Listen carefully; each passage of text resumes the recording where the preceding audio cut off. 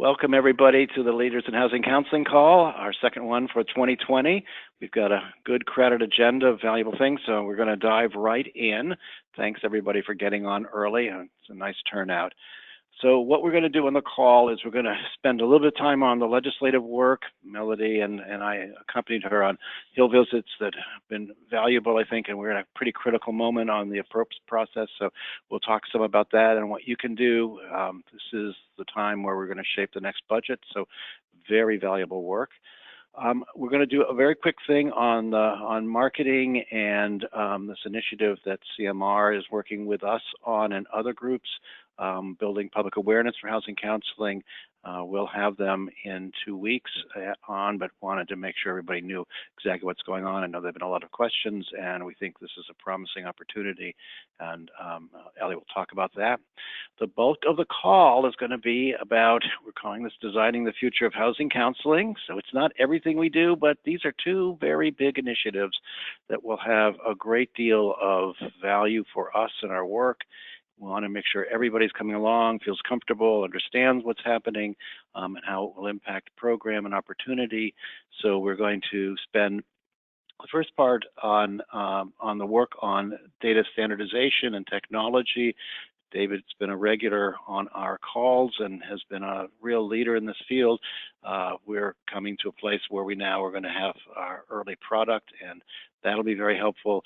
I'm pleased to say we'll have Jan Davis and Jonathan Kearns from they're from the Mortgage Bankers Association, but really it's their MISMO. This is the data standards program that the financial services industry uses. They will talk about how it works in their field and how it might work for us. But this is one of the ways that we're going to really pull ourselves through in the 21st century to be much more effective, much more efficient.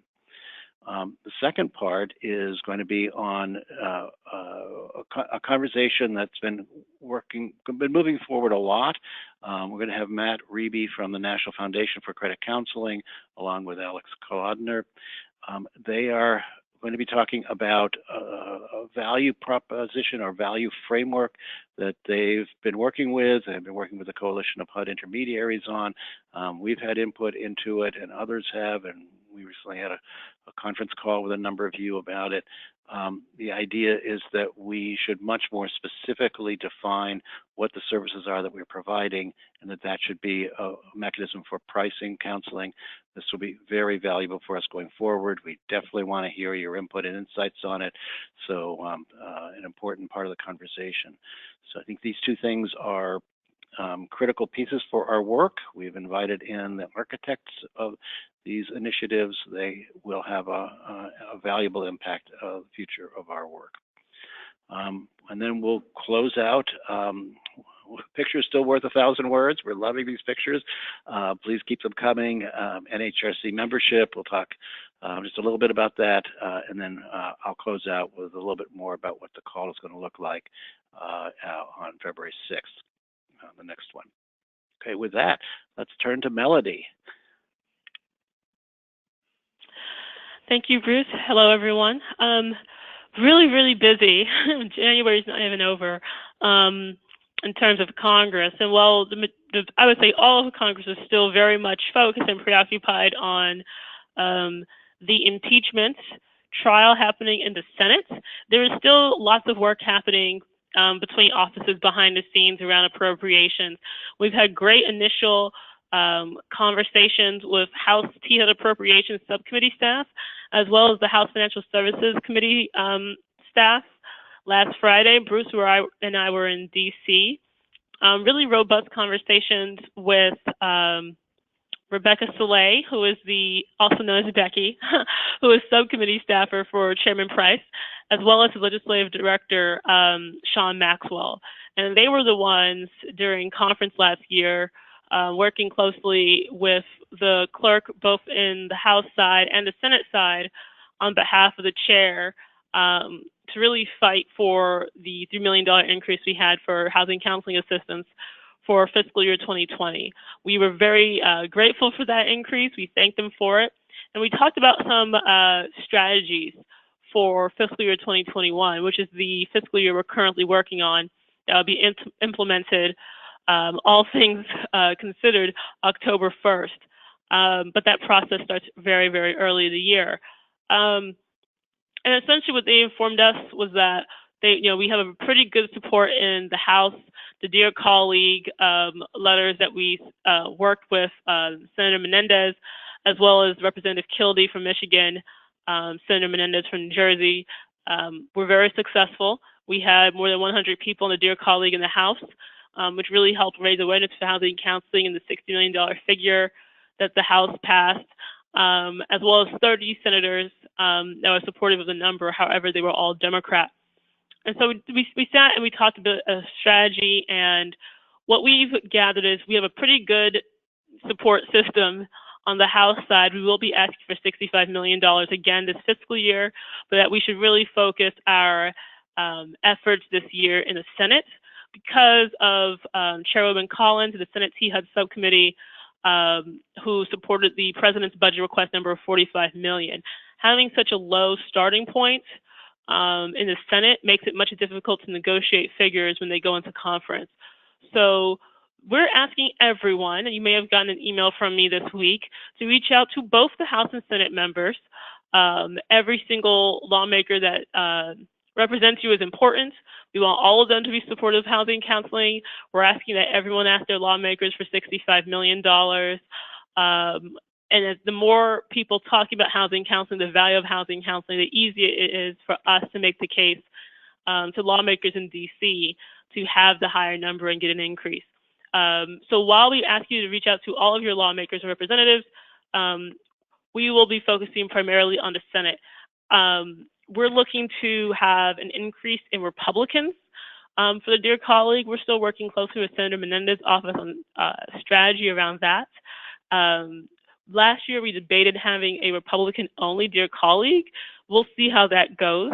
As everyone can tell, in the last couple of years, things have been rather tense between both parties. But we're hoping that we can find common ground and they can come together on this. But yes, especially members, especially lawmakers who represent the Senate T-HUD subcommittee. And I'll send out a list probably early next week. We're trying to do conference calls with various members in the Senate so they can hear from you guys, the practitioners who are doing this work and why it matters. We have a few that's lined up. Senator Gardner from Colorado, Senator Braun from Indiana, who's really important because his senatorial colleague is Todd Young, who is the affordable housing Republican champion right now in the Senate. And so we're just trying to make those connections. I hope to fill the calendar up in February ahead of the president's budget request, which drops hopefully mid-February, and just have the conversation start prior to that event. Also, you'll be getting emails from me about potentially different forms or emails. There are 535 different legislative offices in Congress, 435 in the House, 100 in the Senate, obviously, and they all have their own unique process for getting appropriations requests. So we're hoping we can try and get every single office represented and have housing counseling on their appropriations request to the committee. So I'll be sending out emails on that as well. So you will be getting a lot from me this year before March. The one thing we have working against us is that each office has their own separate deadline. And while some of them have said it's mid-February, others have said it's the end of March, it really will be determined by the deadline set by the subcommittees themselves. So if the subcommittee itself says March 31st, then that's going to be the universal hard stop for all members in the House or the Senate, so forth, for requests. So we're trying to get in front of that deadline and get things moving, and it just makes it easier for us here in NHRC. We will be doing a sign-on letter again. We'll start that in February, as well as a Dear Colleague, and just using all the tools at our disposal. So the conference calls, Bruce and I will be going to DC a lot more often, meeting with high-level staff. The Dear Colleagues, as I said, just really trying to take this opportunity, this great opportunity where both chambers are talking about housing and the importance of it. There's a lot of legislation also happening. Several bills have been introduced or are being considered for introduction around affordable housing, building housing stock, rental counseling, and addressing eviction that I hope to discuss maybe on the February 6th call. But for today's purposes, the priority is really around appropriations. I really want all members and those on the call to focus on that. This is a critical moment. If we are not aggressive on increasing funding for the program, we're going to be in serious, serious trouble. I wouldn't say the program is being threatened. One benefit we have is that housing counseling assistance is such a small program. So if we can make the case, we can really try and get additional funding. What we have working against us is that because the program is a small program, people don't really think of the impact of saying, well, we'll just cut $3-4 million off of it. So funding this year is our priority, as it's been all years, but especially now, given that we have more intel from key staff, and we'll continue to update everyone on our progress. Just excellent work, and thank you so much for doing that. So your takeaway as people who are deeply concerned about housing counseling funding is that you need to reach out to especially your senators, Republican and Democrat, and ask them on their appropriations request to the THUD subcommittee for $65 million to be included on their list. And it's incredibly important to be on Republican lists, and we're getting on some of these lists. We have bipartisan support, but we want to be on both lists. We'd like to get the Democratic side of it, where we have tremendous support, to be a little bit more vocal on this in the process. And the key issue is getting Republicans to say that this is a priority for them. And this is the one formal place where people who aren't on the committee can tell leadership what they want. So please, you'll hear more about it from Melody. Any place that you get traction, please email her right away, especially on the Senate side, but everywhere we're reaching out broadly and are talking both the House and Senate. We are very, very interested about where you're getting recognition. Anybody we talk to about appropriations, we'll talk about the other legislation as well to more deeply integrate housing counseling. There seems to be lots of bipartisan support for this, and our job is really to articulate it and make it an action item. I'm just going to jump in really quick, sure, Bruce, and just address two questions that popped up before we go into the rest of our presentation. So someone asked if we're going to provide talking points for reaching out to senators.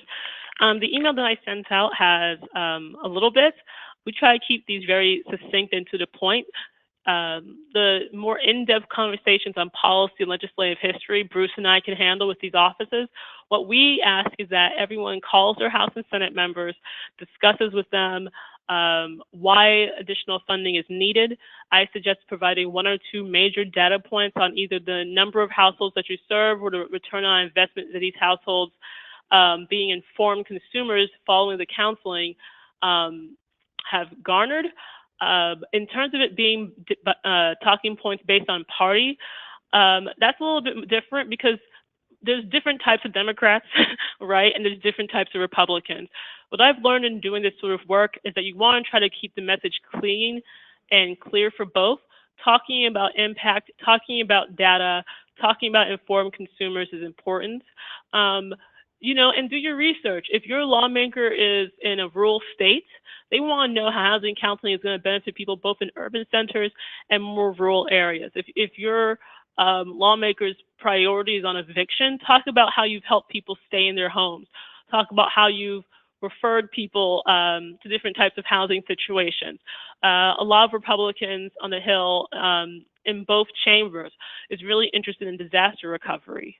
So linking how if you're in one of these places that are affected by lots of disasters, whether it's flood, wildfires, mudslides, earthquakes, talking about how you've helped those communities following disaster is really important. And then afterwards, if you have a good conversation with a lawmaker or their staff, please, please, please call or email me and Bruce so we can follow up with those offices. Really try to establish a relationship with their district office in particular. If you have any photos that you can relay to us, or relate to them, that's really important, and just continue the drumbeat. I think that despite the divisiveness in Congress right now, both parties really do want to represent their constituencies, and if they know that you're a true resource to their community, their district, their state, they're going to want to protect those funding streams. So please, please, please emphasize to both, regardless of party, how absent an increase in funding, you can't do your work.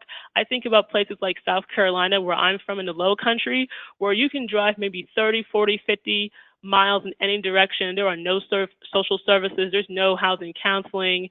You know, thinking about those sorts of things, how additional funding can help you expand your services. If you guys like, as I send additional emails, I'll try to think of more powerful talking points that will be beneficial to different environments. So rural, urban, disaster recovery, so forth. And HUD certification, which has also come up and we discussed in previous calls. The second question, really quickly, someone asked, what is your recommendation if there's no congressman in your district? For example, the late rest in peace, Elijah Cummings. I would suggest then that you just reach out to everybody. Reach out to your entire delegation and make the case. And even if he's not there, I would say make the case to other lawmakers, the work that you do in Baltimore. I think that's really important. And I would also say, just as an aside, and this is more election politics than like lobbying, so forth, but if you know the candidates who are running in that district, I would actually suggest reaching out to them, because whoever wins, we will be having the same conversations with them, and just making it really important how housing counseling is necessary in a place like Baltimore, which it absolutely is. If you have any other questions about this, please shoot me an email. I'll put it in the chat feature and follow up with you after. Thanks. Good. And certainly the Maryland Senate delegation is key here. Good. Thank you very much. Let's move on. So there's a marketing initiative, the way of raising the visibility of housing counseling that's in the works. Ellie, can you give us the background? Sure. Thanks, Bruce. Hi, everybody. Some of you may have heard a little bit about this already. Some of you may have actually taken part in a webinar, an informational webinar that CMR is doing. Just so everybody, to kind of update everybody, CMR is Creative Marketing Resources. They're the entity that HUD contracted with over the past 3 to 4 years to kind of raise the profile of housing counseling and create some outreach materials. And you may have seen and may be using some of the materials that they created for HUD. And so the call on February 6th is really going to give them the opportunity to talk more in depth about this marketing initiative that they're doing. It's a marketing co-op, which means they're looking to get buy-in of a large enough number of organizations to be able to offer pricing that is a price point that organizations of any size can manage to shoulder. So there's a lot of moving pieces with all of this. There's a lot of things that are fluid, and some things may change as we move forward, but stay tuned. This is a pretty exciting initiative about really raising the profile of housing counseling and branding the work that we do, and really getting the word out there. So that's February 6th. I hope that you can be part of it. And as you know, Ellie's done a lot of work in this field and is the co-chair of their advisory committee. So it's a helpful opportunity here. We'll learn more, and we'll hope that lots of people will have a chance to tune in and decide if they want to participate. Okay, so let's spend the rest of the call on this designing the future of housing counseling initiatives. So let's start out with David Young, who heads up our technology initiative and is doing great work. The opportunity here is to be really thoughtful about how to create a technology platform or technology ability to move us into working with the entire infrastructure of the mortgage process and that the financial services industry is using. So let me turn it over to David to give us a picture of what's going on and where we're at right now on this. Yes. Thank you, Bruce. Good afternoon, everyone. And I want to start by actually piggybacking on something that Melody said just a moment ago. Someone asked the question about the talking points, and Melody talked about, you know, the impacts that you want to share and the outcomes regarding the important work that we do as an industry. And when it comes to this process regarding data standards, that's really what it is about, is making sure that we are collecting the data so that you can show the impacts and outcomes of your important work, and that hopefully will then lead to increased funding from government, from philanthropic, from financial institutions. And the more that we are able to show our impacts collectively and our outcomes collectively, the better off we are as an industry. So many of you have been on the call for the last several months, and you've heard me talk about data standardization and what we've been looking to do. And I'm excited to tell you that we are very close to releasing draft 1 or version 1.0 of the data standard for the housing counseling industry. Now, what we did to get to this point is we actually worked through MISMO, the Mortgage Industry Standards Management Organization, and you're going to hear from Jan a little bit later about the important work that they do. But we realized that you know, we are a key player in terms of mortgage production and servicing and default and all of those issues. And if we were really going to have an ability to impact those industries, we needed to be using the same language. We needed to be speaking the same language. So we decided to use MISMO's Logical Data Dictionary as our foundation for creating a data standard. So what we did first off is we hired a consultant, BrickBridge Consulting, that started in September of 2019. And they actually had to sift through the data dictionary to look for the relevant points. The points that are relevant to the housing counseling industry, because the data dictionary has over 4,000 different points of data that they're looking to collect for various things. Some are important for servicing, some are important for originations, some are important for other activities. But we wanted to focus on what are those data points that are really relevant to us as a housing counseling industry, and how can we narrow that down. And so by bringing BrickBridge Consulting in, that's really the process that we started, is going through that data dictionary and determining which of these data points are important to us, which ones are relevant to us. And so we've gotten that down to a couple, I'd say about 1,000 points. So it's much more manageable. The other thing that we looked at is with these data points, not all of us are doing the same thing in terms of counseling activities. Some people might be doing HECM, some people might not. Some people might be doing default and some people aren't. We have some organizations in our network, for example, that aren't doing default.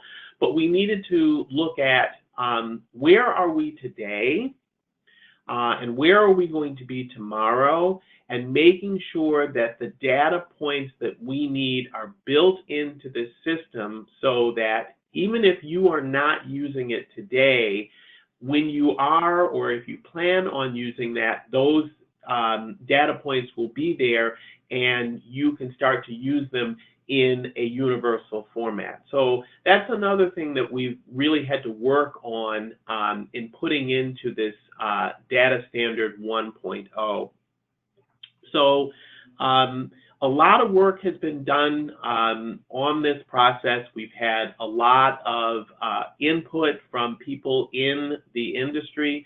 Some of you responded to the survey that we sent out after Thanksgiving, asking for what your organizations are currently doing, and I thank you for filling that out, because having those survey results helped us as we look to refine the points for the data standard that are really relevant to us. The other thing that I want to mention regarding this data standard is the first activity for us was to go through MISMO and look at the data points that are already in MISMO that we consider relevant to us, that are important. So, one of those data, some of the data points that are already in MISMO that we use every day are the 9902 outcomes and impacts. So we know that those are highly relevant to us. Another thing that we have to look at is what data points are important to us that are not currently in MISMO. And we know that there are going to be a number of things that we are interested in. There are things that we want to be able to collect as an industry that are not currently in MISMO. But by starting with MISMO, we have the ability of adding those things to MISMO so that they can become part of that data dictionary. So what's nice about this process is it's not really just a one-way street. So it's not just MISMO saying, here is our language and you must use it. It is also the housing counseling industry saying, here are the things that are important to us. We'd like to add this to the system. So that way, everyone has an opportunity to see that, and it makes for more effective communication across the board. Now, ultimately, what we hope will happen from being part of this MISMO process and building our data standard off of MISMO is it will help us to increase the efficiencies in the originations process. So, for example, if you are a housing counseling organization and you are collecting all of the documents that are needed for originations on behalf of your consumer, and you can send that information over to the bank, that is a tremendous time and cost savings for the financial institution that is looking to make that mortgage. And it again shows the tremendous value of having the housing counselor or the housing counseling organization as a part of this process. On the other side, if a consumer is having trouble with their mortgage and they're in default, the servicer would have the ability of transmitting information to the housing counseling organization so that the housing counseling organization can then step in and intervene on behalf of that consumer so we can help them save their home. So by moving forward with this data standard, it puts us in the position of being more integral to the process in the mortgage market. It helps us to work on innovations. It also allows us to say, here are the impacts that we have, here are the outcomes that we have, here are the things that we have done as an industry to bring efficiencies, to bring cost savings to the marketplace.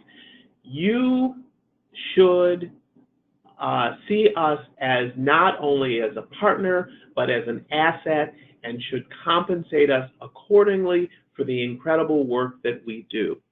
So there is a technology convening next week sponsored by HPN, and we are going to release the data standard for the first time next week, and we're very excited about that. And it's been a real project of NHRC. They've been real stewards in making this happen, and I also want to acknowledge HPN and especially Freddie Mac, who provided the funds to hire a consultant to move forward with this process. I know Jan is going to talk. Jan from MISMO is going to talk in a moment, but I also want to thank MISMO because they have been so welcoming to us as an industry and so excited to have us participate with them, and we're looking forward to doing great things with that body. But we will release the data standard next week. And then once we have released the data standard, we will also release a gap analysis tool that client management system developers will use to see what things that they will need to do in order to comply with this standard. And then we will also work on the process for how we are going to collect the data that is not currently in MISMO that is important to us, so that we can then work through the MISMO system to get those added to the data dictionary. This data standard, and I've said this before on this call and will continue to say it, is not a document that we will finish and then put on a shelf.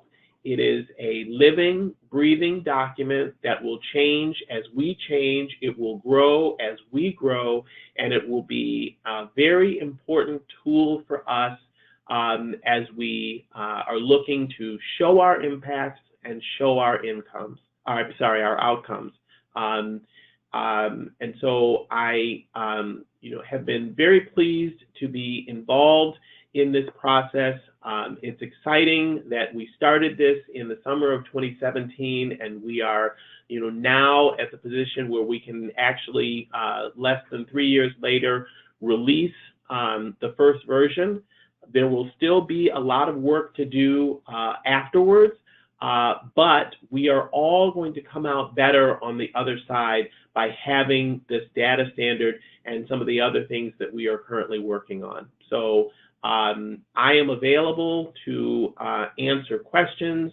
You can reach me through Bruce and Melody and Ellie, or you probably will have my my email address.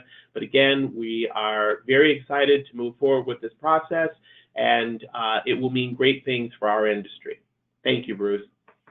Well done, and very, very valuable.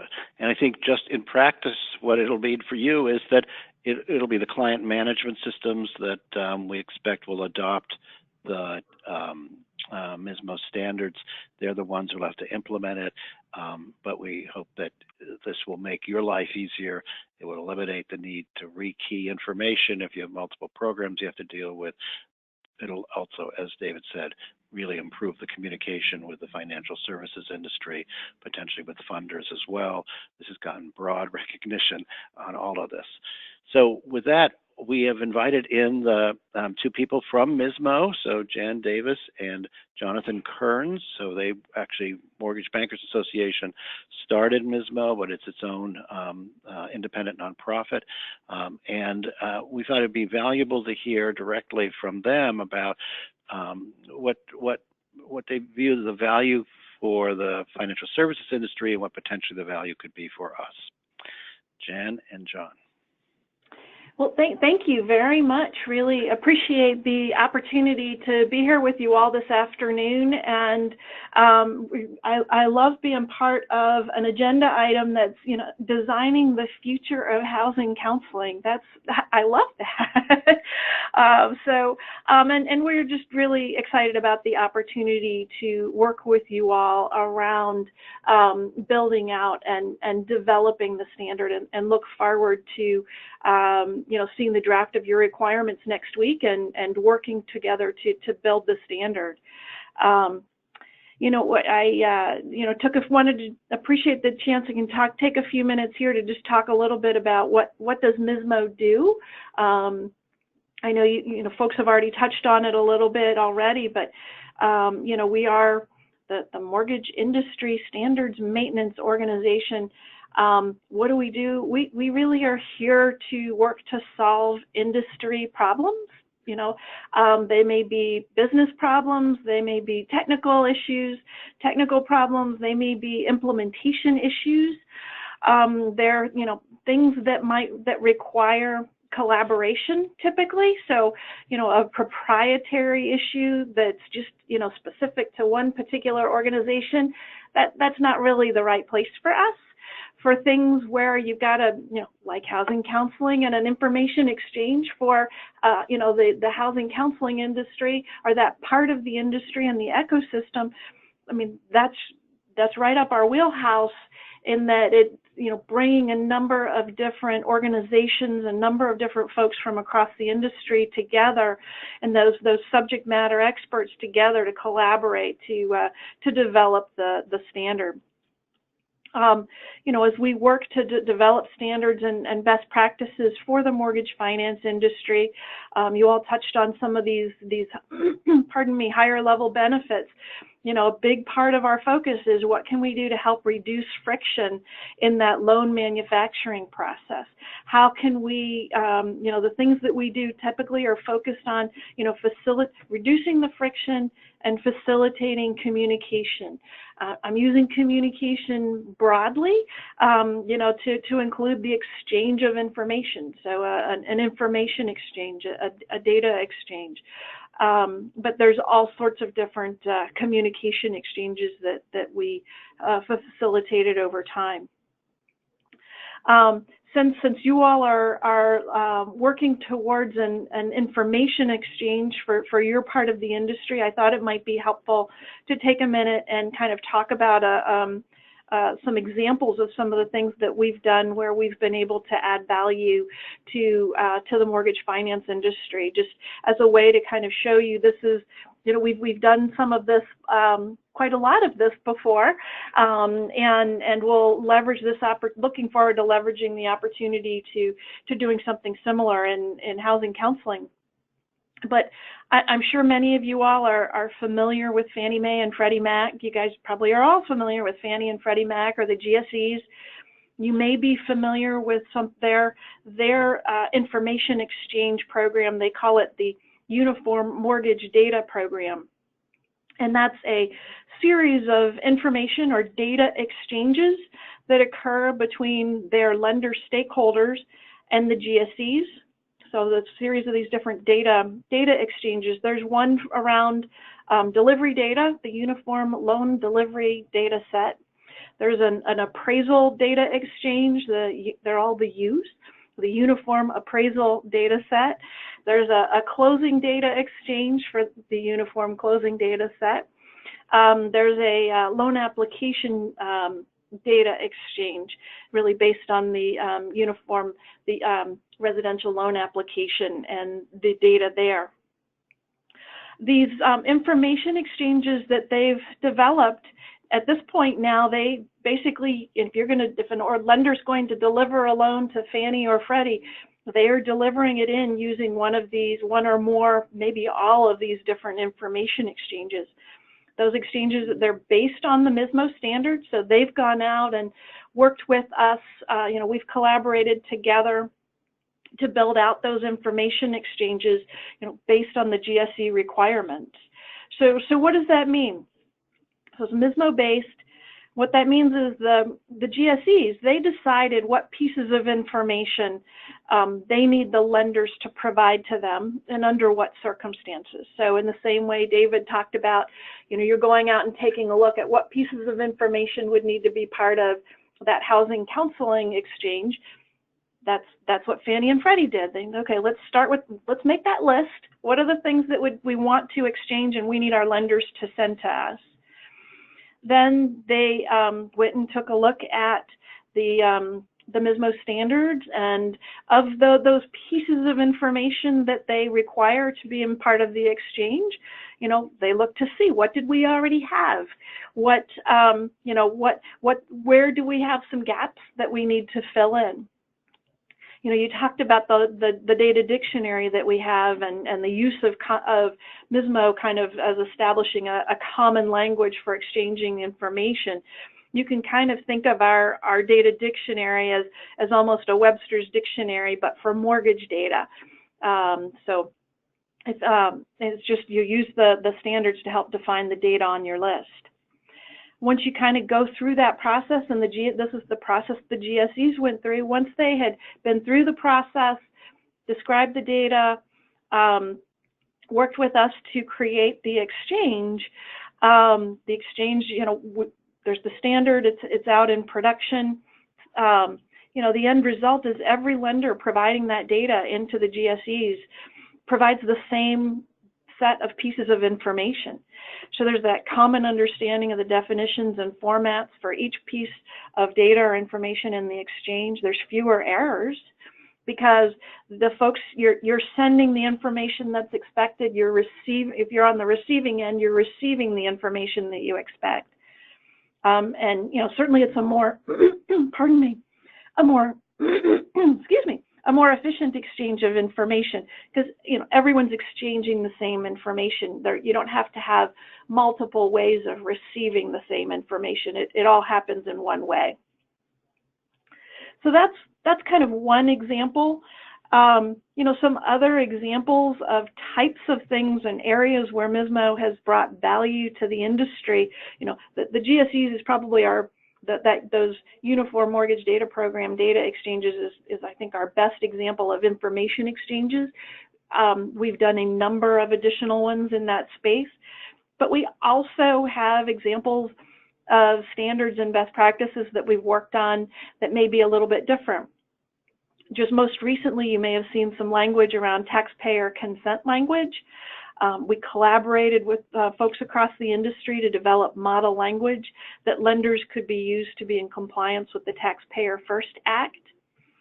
We're in the process of, it's actually been out for comment, creating standardized closing instructions templates.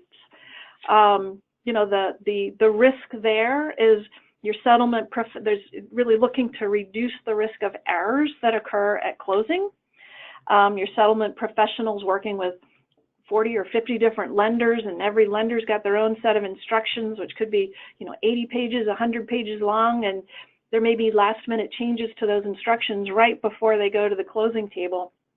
By getting to those standard templates for how to organize the instructions, we're really looking to significantly reduce those risks of errors at closing.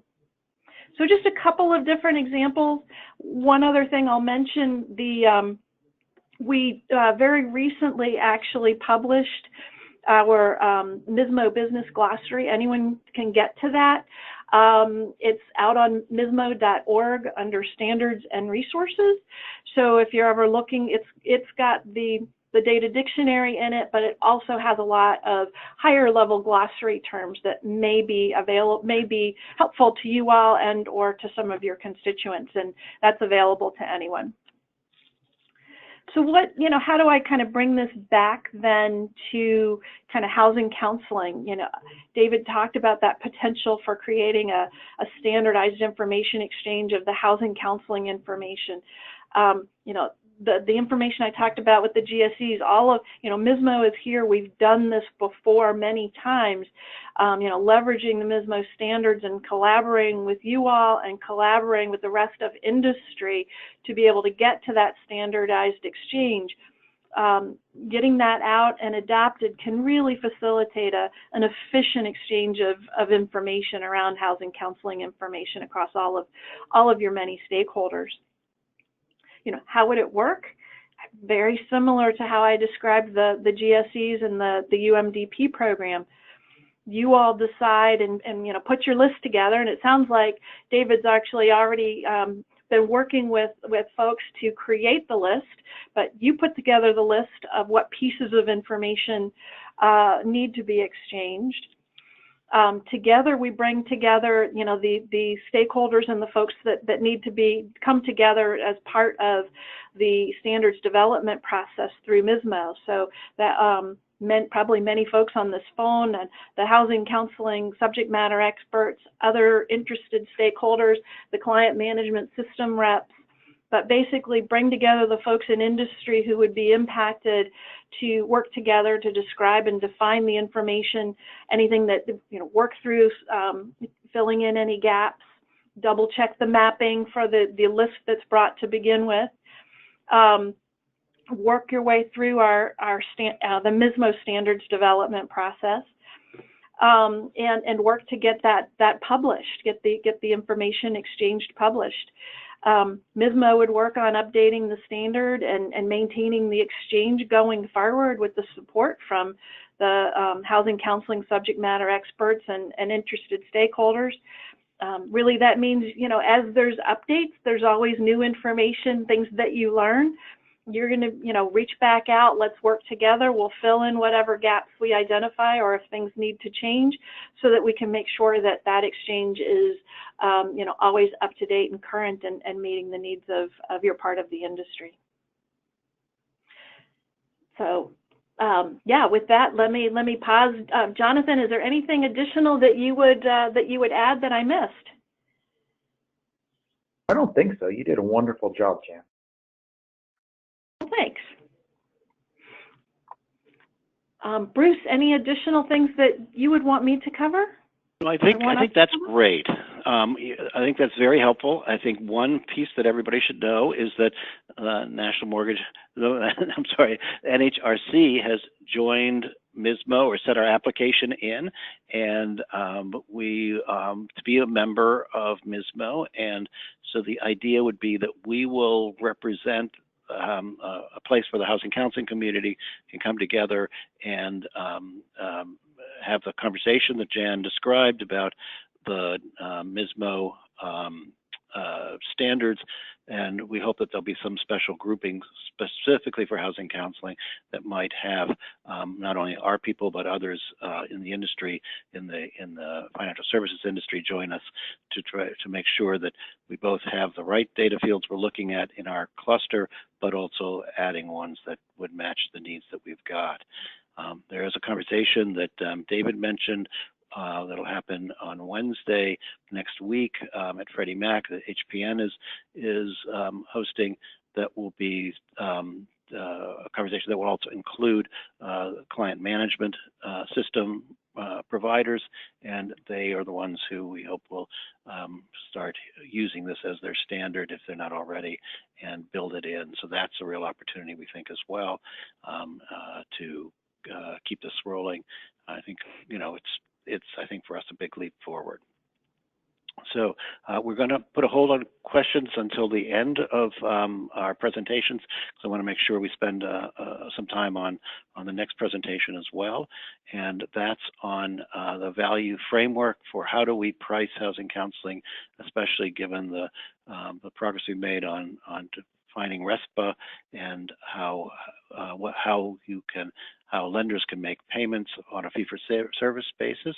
We've talked a lot about that on this call, and at the NFCC, and especially Matt Reby, has done a lot of work in trying to define, to help us have a much better definition of what the housing counseling services are. So let me turn it over to Matt.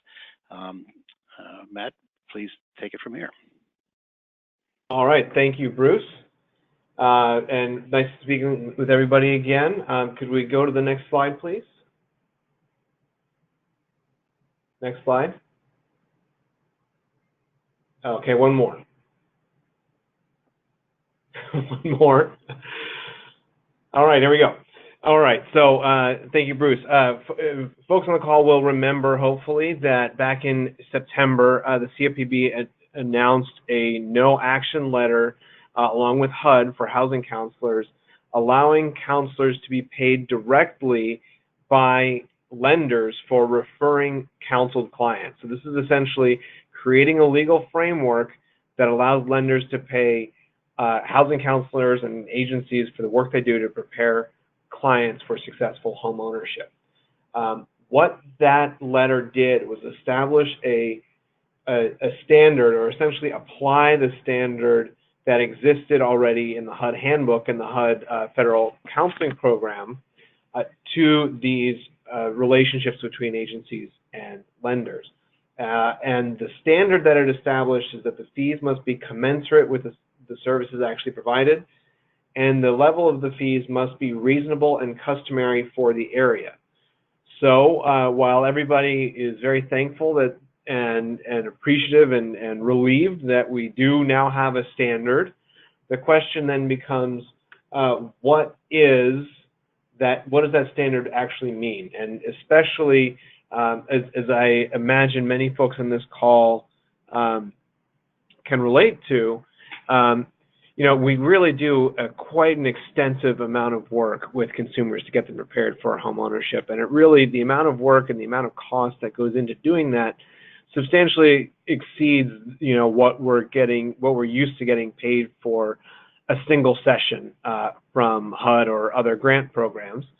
And so the question is sort of, how can we, and this is the question we've gotten from lenders, is, okay, so we know we've got this standard, but how can we substantiate and really understand what the cost of counseling is, and how is it something that we can be confident in, especially if we're talking about fees that substantially exceed what we've paid in the past. So with that, the NFCC, working with our Housing Advisory Committee and in consultation with several members of the Coalition of HUD Intermediaries as well as NHRC, have undertaken to develop what we call a cost framework. So can we move to the next slide, please? Oh, and so I'll just mention that, as I think Bruce has covered before, so far since that no action letter was announced back in September, Bank of America was the first to apply, and earlier this month did receive the first no action letter from the CFPB. So we know that CFPB is serious about actually issuing these letters for MOUs that comply with the program requirements. So it's a very encouraging sign. We're working with, and others are working with, lenders to get the next batch of applications through. So Matt, I'm going to jump in for a second here. We're going to go over time, over our usual hour. This is an important subject, and I want to make sure that people are planning to stay more than the usual hour, and we'll get to questions afterwards, but I want to make sure we have enough time for your presentation. Excellent. Okay, thank you. I may have to drop before we get to all the questions, but I'll certainly make it through my slides in just a few more minutes. Okay, so next slide, please. So the cost of counseling framework. So this is intended to be a consistent way for counseling agencies to represent the cost of the work that they do, especially as it may vary across different programs, in different geographic locations, different cost structures in terms of counselor cost per hour or other variables. But it reflects all of the steps that go into preparing a consumer for mortgage readiness. Now, of course, every agency's or intermediaries program might differ. So this is not intended to be one definitive price, but rather it's a model for establishing a price so that there is something really concrete that lenders can take to their internal departments, get internal sign-off and approval to pay the fees that we're talking about here, which again are anticipated to be substantially higher than what's paid for any one counseling session under existing grant programs. So as we have sort of framed it up, the framework includes all the steps and action items that go into the pre-purchase process. It breaks down and quantifies the time required for each of these steps, and it will also include additional elements beyond just going through those steps with the consumers. So technology costs, credit report costs, overhead, compliance, administration costs. So it'll really be a fully loaded program cost, so you can charge a sustainable fee from your lender counterparts. So this is something that we are working on now, and we are working with Alex Kolodner, who many of you may be familiar with. Alex used to work at Hope Loan Port. and he is working with several stakeholders to get their input on the framework. Again, it's not going to reflect directly everybody's distinct operating environment, but it's something that is a model and can be flexible so that it can be a resource for everybody. And really, it'll speak to exactly what lenders and other stakeholders demand. So, you know, with the important work that was just covered a few minutes ago on MISMO and data standards, this all goes into the really important work of helping to standardize some of the common elements of pre-purchase counseling programs so that there's just a common framework that we're all operating off of. Again, different programs will vary, and everybody's going to take sort of different approaches to some of these things. But we want to standardize the common approaches to the extent that we can, so that we can create a dynamic marketplace with this new environment that's made possible by the No Action Letter. So that's really what I had, and I'll be happy to address questions. Okay, so let's quickly pivot to questions. Sure. All right, here we go. To the larger conversation, I'll take this back to Jan and Jonathan. What client management systems are you guys working with on the data integration piece?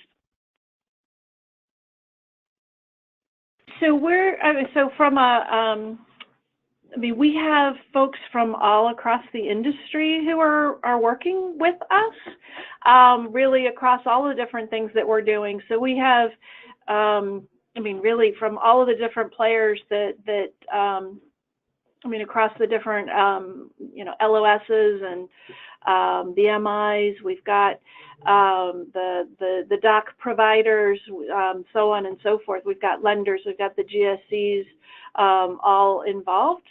If anyone was interested in the specific list of organizations, you can't necessarily get to a list of everyone that's involved, but you can get to a list of anyone who is currently a member of MISMO. That's actually published out on MISMO.org under the About MISMO. Jonathan, David, did you want to? Okay. Go ahead. Well, I was just going to say, David, you may want to speak more to the client management system in our world and where we're at with the conversations with them. Sure. So we have engaged the client management system developers, both those that have publicly available systems like Counselor Max or Impact Pro, as well as the organizations that have proprietary systems to keep them engaged in this process. So I believe that there are 13 publicly available systems that are currently approved by HUD. All of those organizations have been kept up to date regarding these data standards. Several of those organizations will be present at the convening next week to hear the data standards.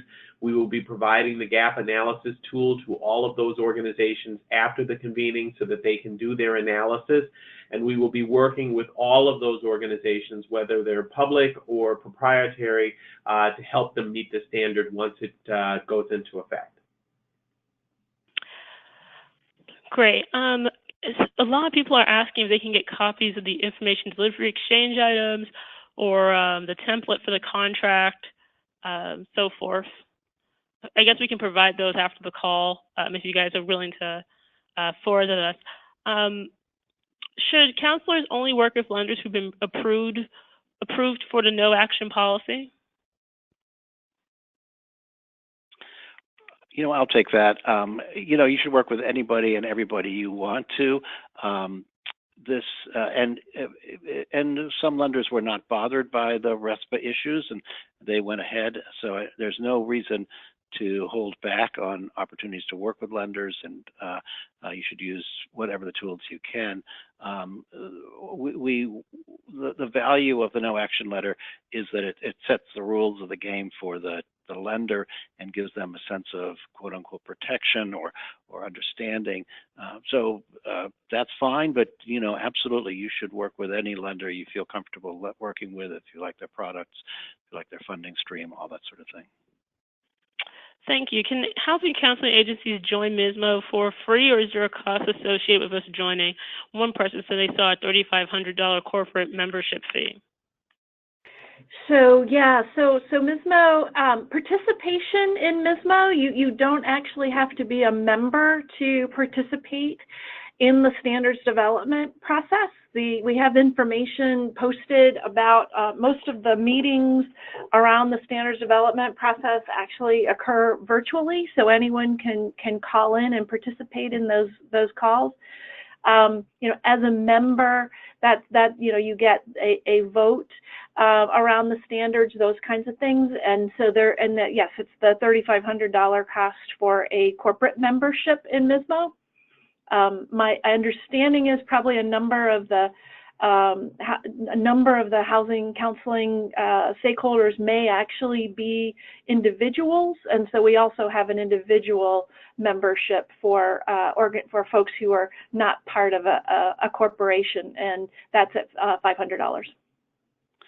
So, and just to add to this, NHRC is joining, and the idea would be that if you wanted to work on this project, you could work underneath our membership. That'd be fine. David Young is going to be our representative. Ellie Pepper is our alternate. But we definitely want to make sure that housing counseling groups have a voice at this table, and definitely very interested in organizations that have an interest in helping us figure this all out. So certainly email David and me if you're interested in participating. We are glad to have more voices working on this. Why isn't there a discount for nonprofit housing counseling agencies?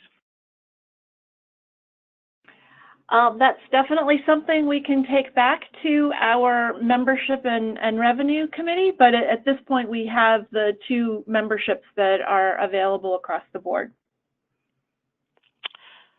Thank you. How is this not considered steering the client towards a specific lender? This would not be steering. This is so. I guess the question is, if you're talking about the fee-for-service model, so that's exactly the kinds of questions that the no action letter model has been designed to do. And for those of you that have been around for a while, it's using the HUD model, and the HUD model requires you to have at least 3 lender products to every client, and hopefully you're offering more as well. So this should address that directly, but that's exactly why all this was complicated when things moved from HUD to the CFPB. They never established as clear a protocol, and this system reestablishes that. So it definitely addresses the problem, and I think has been well vetted, and we've all worked with it in the past. So good news here that this is an issue we don't need to revisit. Thank you. Matt, is the framework going to include the real space cost that comes with being able to provide services? And when will the cost framework be completed?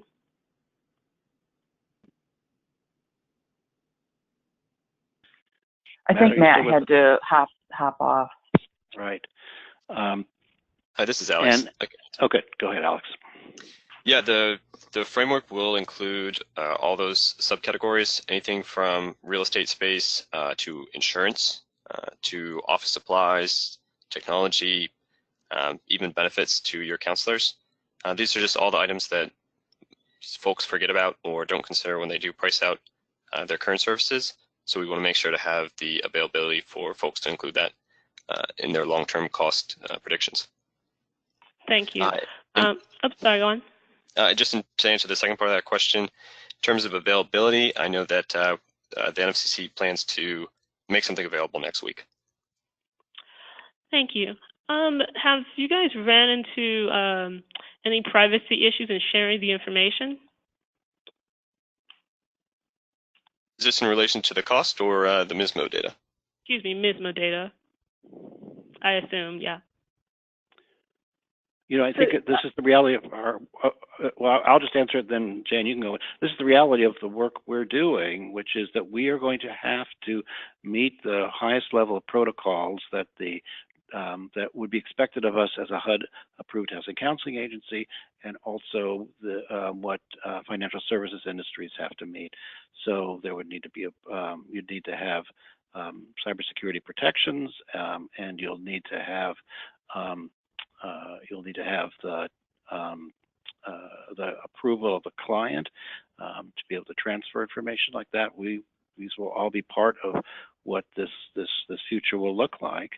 Hopefully, the client management systems that we're working with will all be up to speed around that, which will make that somewhat easier. But those are issues we all have to pay attention to. Jan, do you have more to add to that? Yeah, that was very well said, Bruce. I mean, and that's not unique to the Housing Counseling Exchange. I mean, actually, all of the information exchanges that I mentioned around the GSE's UMDP program include, non-public private information, but it's the same. It's, the information that we have is the description of the file. We're the exchange of the specific data. I mean, that goes to exactly what you talked about. That's between the folks who are, the folks and the systems that the folks who are exchanging information have, and ensuring that all of those information security capabilities are in place. Thank you. Final question. Is there any way to get updates from the lenders that will be approved soon? We will post those. If you're talking about the no action letter, we will post them as they come through the line. We know there's at least one more in the pipeline right now, and another one we expect shortly. But we hope that once it's been a little bit more road tested, there'll be others coming along. So, but this is something we're following very, very closely, and we will post them as they happen on the Leaders in Housing Counseling listserv. Is that it? Oh, good. Okay, great. Well, good. Well, thank you for a great conversation. This will. I'm sorry. Can I interrupt? I'm sorry. Sure. So there were several people who asked if there was a sample of the contract. I think they were referring to the MOU that could be done between a housing counseling agency and a lender who wants to engage in the fee-for-service structure. So I don't know if NFCC has anything or if there are any organizations that have anything, but it would be great if anybody wants to send us something that they've already used and we can put it out to the listserv. And then one other question about fee-for-service that came up that I want to put out there: is there any issue with the fee that a housing counseling agency would be getting that might push somebody into a high cost loan?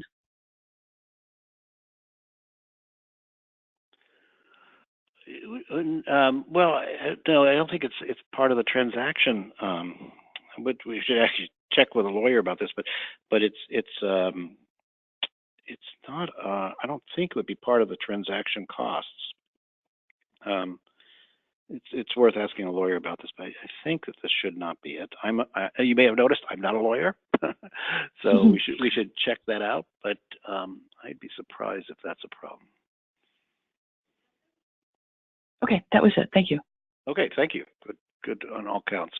Okay, so let's go quickly to just a quick reminder about the picture's still worth 1,000 words. I do love that picture. That's great. We are using them actively, and please send some more to Ellie. And we will use this hopefully in both our Facebook page, but also in the ability to promote our programs and housing counseling in general, all of which we're going to be doing more work on. Speaking of which, on the next call on February 6th, we will have, excuse me, hey, wait a minute, I just left out something, which is the NHRC membership. So please consider joining, and a lot of you have renewed, and that's been great. So really appreciate that we're actually getting a very high renewal rate these days. That's great.